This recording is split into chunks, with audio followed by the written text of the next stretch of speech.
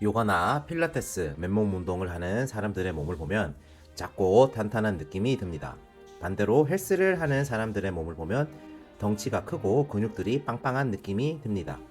한 가지 더, 국민 마라토너 이봉주 선수와 세계에서 제일 빠른 사나이 우사인 볼트 선수를 비교해 볼까요? 둘의 모습을 보면 확연하게 알 수 있습니다. 즉, 달리기라는 같은 형태의 운동이라도 목적에 따라서 사용하는 근육은 달라집니다. 요가, 필라테스처럼 내 몸을 사용해서 하는 맨몸 운동들은 중량에 한계가 있습니다. 즉, 큰 힘을 내는 근육들은 필요가 없습니다. 오히려 자세를 유지하고 버티는 힘이 많이 필요합니다. 지구력을 필요하는 근육들이 많이 발달합니다. 꾸준한 속도로 오랫동안 달리는 힘이 필요한 이봉주 선수처럼요. 반대로 헬스나 역도처럼 무거운 무게를 드는 운동은 다릅니다. 자세를 유지하고 지구력을 필요하는 근육보다 순간적인 큰 힘을 내는 근육이 더 필요합니다. 자세를 유지하는 힘 대신 고립이라는 기술을 이용해서 운동하는 근육의 자극에 집중합니다.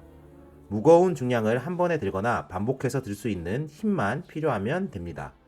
10초라는 찰나의 순간에 큰 출력을 내서 빠르게 달려야 하는 우사인 볼트처럼요. 큰 힘을 내는 근육과 지구력을 내는 근육들을 나누는 기준은 무엇이고 왜 차이가 날까요? 또 우리는 건강하게 살려면 어떤 근육들을 써야 할까요? 요즘 근테크라는 말이 화제입니다. 부모가 자녀에게 줄 수 있는 최고의 선물은 부모의 재테크보다는 근테크라고 합니다. 정신건강의학과 전문의가 우울하지 않는 노년을 위해서 돈보다는 내 몸을 돌보는 근테크가 필요하다고 합니다. 우리가 나이가 들면서 생기는 병, 질환 등으로 먹는 약이나 치료비 등등 말년에 의료비를 계산해 보니 근육 1kg의 가치가 1,300만 원이라고 합니다. 말년에 근육이 줄어들수록 몸이 고생하니 젊을 때부터 운동해서 근육을 키우고 지키는 걸 근테크라고 하네요. 그러면 이 근테크를 하기 위해서는 근육에 대해서 조금 자세히 알고 가야 합니다. 우리가 생각하는 근육은 실 같은 금섬유가 실타래처럼 모아져 있는 형태입니다. 근데 이 근섬유는 운동신경이라는 신경이 조종합니다. 하나의 운동신경이 작게는 10개에서 많게는 수천 개, 수만 개까지의 근섬유를 컨트롤할 수 있습니다. 이걸 통틀어서 운동단위라고 합니다. 예를 들면 이두근에는 약 58만 개의 근섬유가 있고 손의 내재근에는 약 4만 개가 있습니다. 이두근이 손의 내재근보다 근섬유가 많으니 운동신경이 많이 존재합니다. 그래서 이두근 운동 단위가 크고 손의 내재근은 작습니다.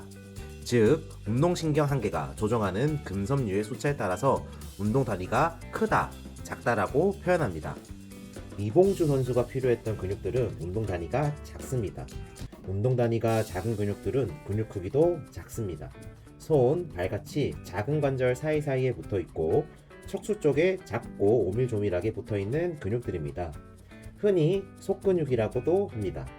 미세한 움직임을 담당하고 자세를 유지하는 근육이기 때문에 느끼기가 어렵습니다. 그래서 이 근육들을 키우려면 느린 속도와 수축보다 이완하는 힘, 순간적인 힘보다 오랫동안 자세를 유지하는 힘이 필요한 운동을 하면 됩니다. 반대로 우사인 볼트 선수가 필요했던 근육은 운동 단위가 큽니다.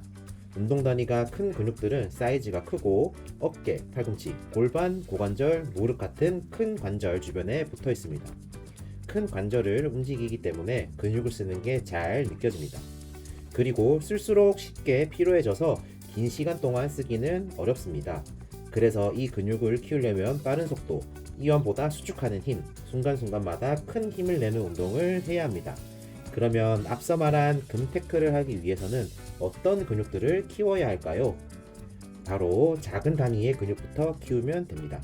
우리가 힘을 쓰고 움직일 때는 작은 단위 근육부터 씁니다. 이후에 더 많은 힘이 필요하다면 그 다음으로 큰 단위 근육을 쓰기 시작합니다. 예를 들면 만약 500ml 생수병을 들고 있어야 한다면 손에 내재근만 써서 들면 되지만 1.5리터 생수병을 들 때는 더 많은 힘이 필요하기 때문에 이두근의 힘까지 끌어서 쓰게 됩니다. 건강한 사람이라면 작은 단위 근육이 항상 잘 쓰이기 때문에 아플 이유가 없습니다. 그러나 여기저기 아프고 몸이 틀어지고 병원에 갈 정도로 아픈 사람이라면 다릅니다. 몸이 아픈 사람들은 작은 단위의 근육들이 고장 나 있습니다. 왜 고장이 날까요? 만약 병원에 올 정도로 아픈 사람들이 작은 단위 근육들을 만들지 않고 큰 단위 근육부터 트레이닝 한다면 아파트 1층을 만들지 않고 2층, 3층을 만드는 것과 똑같습니다. 그래서 작은 단위의 근육들을 잘 다듬고 많이 만들어 놓을수록 큰 단위 근육을 쓰는 운동도 하기 쉬우며 건강하게 지낼 수 있습니다. 그러면 작은 단위 근육을 키울 수 있는 가장 쉬운 운동은 뭘까요? 바로 걷기입니다. 문화체육부에서 발표한 2022년 국민생활체육조사에 따르면 우리나라 국민들이 제일 많이 하는 운동은 걷기라고 합니다. 그만큼 걷기는 인간이 할 수 있는 신체 활동 중 제일 난이도가 낮고 쉬운 운동입니다. 낮은 단위의 근육들이 주로 쓰인다는 말입니다. 즉, 내 몸의 건강을 확인할 수 있는 가장 쉬운 지표가 됩니다. 걸을 때 허리가 아프거나 무릎, 발목이 시큰시큰하다면 건강에 이상이 있다는 신호입니다.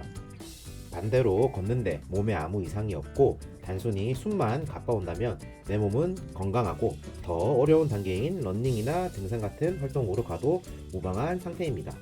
아니면 배드민턴, 테니스 같은 도구를 이용한 운동이나 무거운 중량을 드는 운동으로 넘어가도 됩니다. 난이도가 높아질수록 점점 운동 단위가 커집니다. 그래서 병원에 가서 의사 선생님들에게 어떤 운동을 해야 하나요? 라고 물으면 보통 걸으세요라고 대답합니다. 그 이유는 작은 단위 근육을 사용하는 운동 중 가장 쉬운 운동이 걷기이기 때문입니다. 따라서 삶을 건강하게 보내려면 우리에게 필요한 근육은 우사인 볼트 선수의 근육보다는 이봉주 선수처럼 작은 단위의 근육입니다.